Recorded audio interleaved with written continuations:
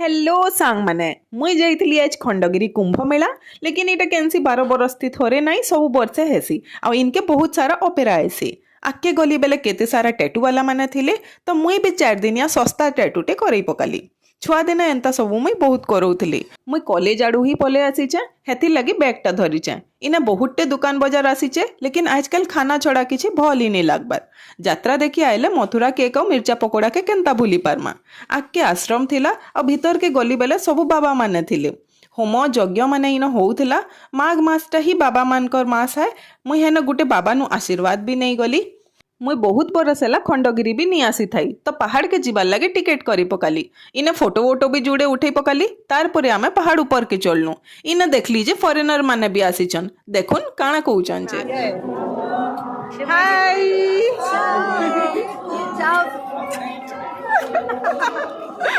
Viva Orissa! Orissa! Good, beautiful. Thank you. Odisha beautiful कहउचन सथे आमर ओडिशा केते सुंदर है यार इने जेते सुंदर सुंदर हिस्टोरिकल प्लेस अच्छे हेते सुंदर सुंदर नेचुरल प्लेसेस माने भी अच्छे